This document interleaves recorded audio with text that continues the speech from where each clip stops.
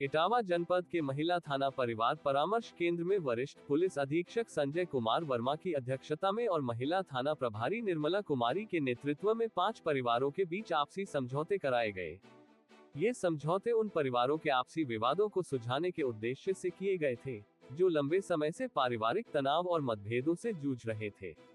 इन समझौतों का मुख्य उद्देश्य था परिवारों के बीच आपसी समझ और मेल मिलाप को बढ़ावा देना, ताकि वे पुनः एक साथ मिलकर जीवन यापन कर सकें।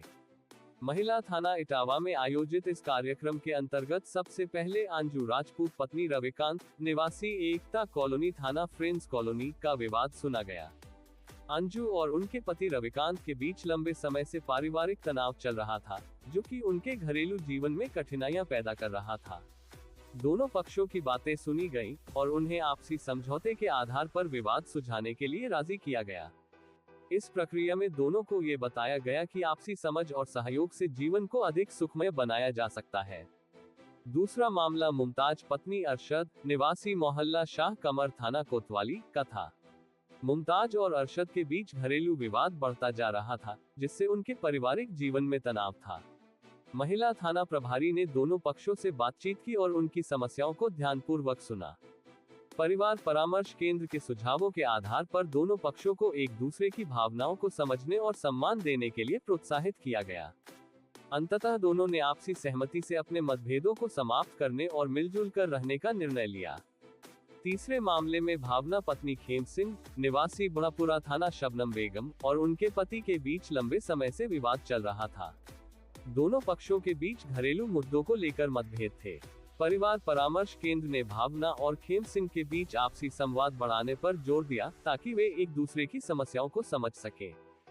समझौते के बाद दोनों ने पुनः अपने दाम्पत्य जीवन को संवारने का संकल्प लिया। चौथा मामला साधनपुर कोतवाली थाना के अंतर्गत आने वाले बजरिया बड़ी मस्जिद निवासी अफसर खान और उनकी पत्नी शबनम बेगम का था। अफसर खान और शबनम बेगम के बीच चल रहे विवाद को सुलझाने के लिए परिवार परामर्श केंद्र के सुझावों के आधार पर दोनों पक्षों ने अपनी अपनी भावनाओं को खुलकर साझा किया। समझौते के पश्चात दोनों ने आपसी समझौते और सहयोग से परिवार को फिर से एकजुट रखने का वचन दिया। अंतिम मामला नवाब मोहल्ला गली अब्दुल के सामने तकिया बाईपास निवासी हुसैन और उनकी पत्नी तबस्सुम का था। दोनों के बीच पिछले कुछ समय से घरेलू विवाद चल रहा था, जिससे उनके रिश्ते में तनाव उत्पन्न हो गया था। महिला थाना प्रभारी ने दोनों से विस्तार पूर्वक चर्चा की और उन्हें इस बात के लिए प्रेरित किया कि वे एक दूसरे के प्रति संवेदनशीलता और सम्मान के साथ व्यवहार करें।